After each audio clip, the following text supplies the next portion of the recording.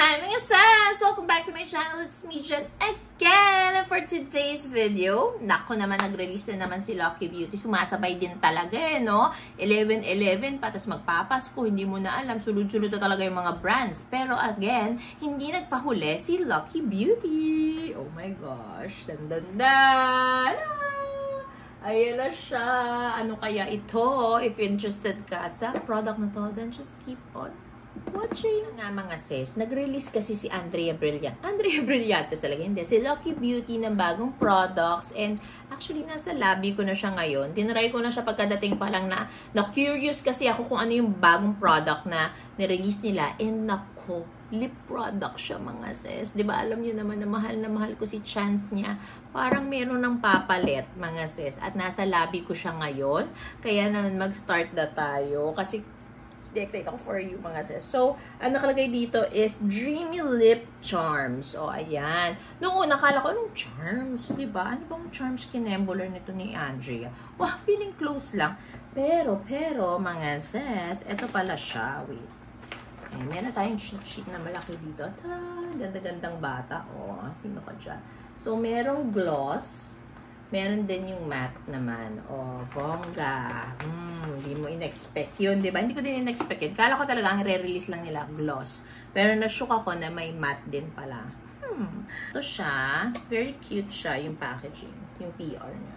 Taran! Ayan. Kala nyo lang na 6 siya. Pero, 6 talaga na gloss. Tapos, 6 na matte din siya. So, ayan. Para lang pang PR yung ganyan. Kinembular.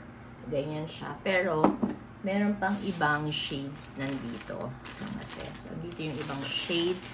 And nagbigay din sila ng ganito, pang charms. Kasi nga, charms mo siya. Ganun siya. Yung atake niya is parang ganito. Papakitaan ko kayo. Ayun, ganyan siya. Ang cute. Another pang bagets moment. Pero again, pwede din to sa mga titas of Manila. Kasi, di ba, pwede mo isabit sa iyong bag lang, sa keychain mo, para dala-dala mo lang siya, diba? Tapos, pwede din yung ganito, magcha-charm, kinemular ka. Pero, hindi yan yung gagawin natin for today's video. Ang gagawin natin for today's video is isa-swatch and ita-test natin tong products na to. Okay, so, basahin ko lang muna. Yung nakalagay dito, it's their Dreamy Lip Glass. Ito yung gloss. 349 pesos siya. Our weightless formula glides on smoothly as it adds a sheer, shimmery, and dazzling shine. It comes in a range of brilliant shades that are comfortable and never sticky. The removable keychain makes it lucky charm that allows for adventure and on-the-go application. Apply directly on the lips using the Lucky Chubby applicator starting from the center of the top and bottom lip. Build as desired. So, 6 shades ang meron siya. Okay, so these are the gloss. For the gloss, mga sis, naka-gold yung handle or yung cap niya. Ganyan, yung itsura niya. Tapos yun nga, yung lalagyan ng chain. Ayan siya. Tapos, ito yung 6 shades. Swatch ko muna siya sa aking arm. Okay. So, let's start off with Halo. Ooh, this is Halo. Ayan. This is Halo. Halo. Amoy orange. Iba-iba ba amoy?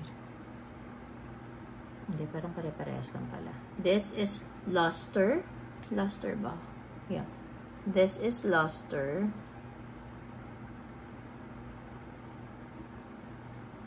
This is Halo. This is Luster. Halo, Luster. Then we have Jewel.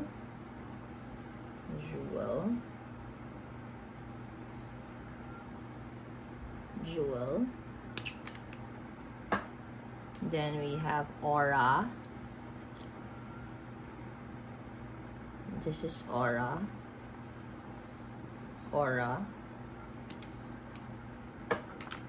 Then ito may gold sila. This is Treasure.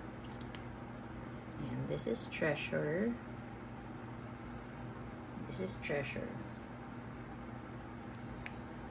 Then yung favorite ko is si Allure. This is Allure.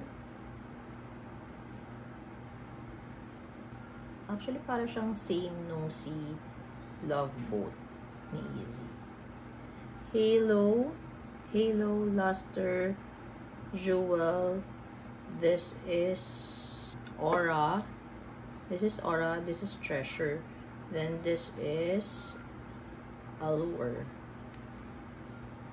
So, sa lips naman. Halo. Luster.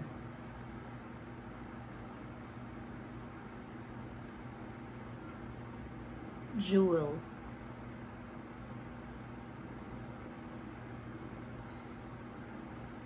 Treasure.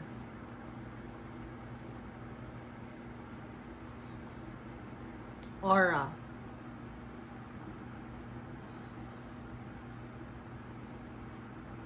Allure.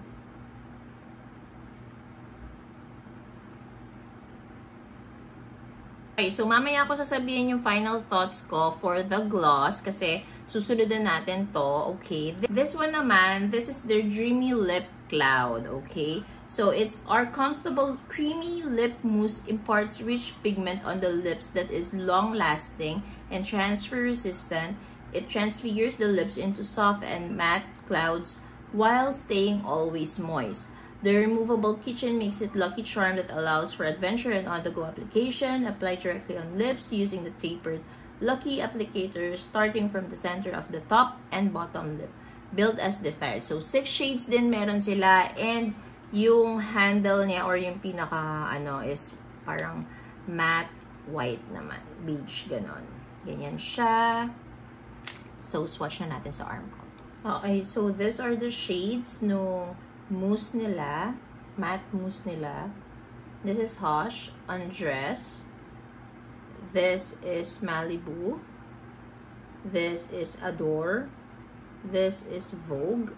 And this is Starlet. Ayan. Ito yung mga shades ng kanilang matte, creamy matte or lip cloud. So now sa lips ko naman, Hush.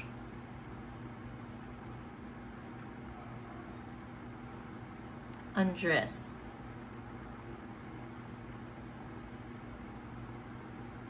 Malibu. Adore.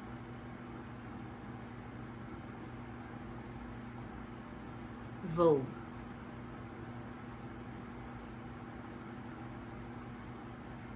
Starlet.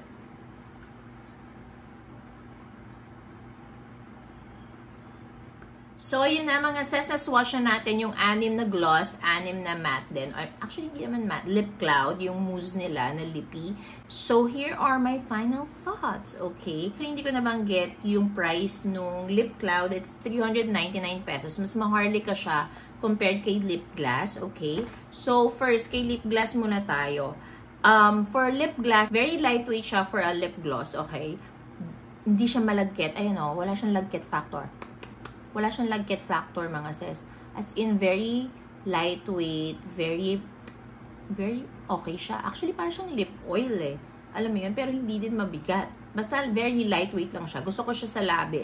Kasi hindi siya mabigat, okay? Tsaka hindi din siya malagkit. Yan kasi yung mga, alam mo yun? Well, lip gloss kasi medyo malagkit talaga yan. Wala tayong magagawa. Pero, ang weird, hindi talaga siya malagkit sa labi ngayon. Tapos, ang mga shades na gusto ko sa kanya is si Allure. Ito, gamit ko, nakapatong dito. Si Allure. Then, si Aura. Yun yung isa sa mga gusto ko. Then, feeling ko kapag pa-party-party ako, baka si Jewel. Si Jewel siguro gagamitin ko. Ganun. Okay? So, yun yung mga shades na favorite ko. I like it as a topper or as is lang. Si Allure or si Aura. Yan yung mga favorite ko. Ang ganda niya eh. Ayan o. As a topper, si Allure. Very, very nice. Then naman, for the lip cloud, mga sis, it's 399 pesos. And, alam mo, ang weird niya kasi kahit matte yung finish niya, since it's a lip mousse, okay, very comfy lang siya sa labi. Hindi siya drying. Hindi din siya heavy. Hindi siya nagiging cemento feels. Alam niyo yun? Pero, hindi siya mabilis ang tawag dito, mahulas sa labi. Kasi natry ko na siya ng mga 2 days pa lang naman. Pero, natry ko siya whole day. Hindi siya ganun kabilis alam mo yung mga lip mousse kasi parang mabilis maging patchy or mabura yung ditong side or sa ibang side ng lips mo. Hindi siya ganun. Maganda siya and very easy to blend din siya. At ang ganda ng mga shades, in fairness. Ang pinaka hindi ko lang gusto na shade is yung Starlet. Pero the rest, sobrang nice niya. Pinaka-favorite ko na shade is si Adore and also si Vogue. Sila yung pinaka-favorite ko. I love it. Actually, gamit ko ngayon si Adore and nakapatong si Allure na lip gloss. Ayan. Ang ganda-ganda niya talaga. Ito yung favorite combo ko as of right now kasi it's very Jen De Leon. Diba? Dapat yung nakalagay dyan, Jen De Leon or Ses Jen. Feeling. Pero overall, I like it. I love it. Ang ganda kasi binigyan ni Lucky Beauty ng options yung mga matte girlies or mousse girlies. And then may option din yung mga glossy girls, yung mga gusto ng shining shimmering ang labi. Or may option din na i-combo mo siya. Diba? Very nice yon. And pwede mo din siyang, yun nga, as a bagets, as a Gen-Z, pwede mo siyang gawing charm, isabit mo sa keychain mo, isabit mo sa may, tawag dito, sa bag mo, ganun, kahit saan mo gustong isabit, carry, boom, boom. Very nice idea din naman yun, o, diba? So, overall, again, I like it, I love it. I highly recommend yung mga shades na gusto ko, okay? So, I like it. Maganda siya sa lip gloss and also yung lip mousse. Very nice siya. Hindi siya sayang sa pera. Okay? Worth it siyang bilhin, mga sis. Nakita nyo naman, diba? So, ayun. So, ayun lang, mga sis. I hope nakatulong sa inyo itong video na to para mag-decide kung anong shades ba or anong type ng lip product ni Lucky Beauty ang bibili nyo. Gloss ba kayo? Or did kayo sa Muzi sa Lip Cloud, okay? So, yun lang. Thank you so much for watching. Don't forget to like, share, and subscribe on my channel, mga sis. Bye!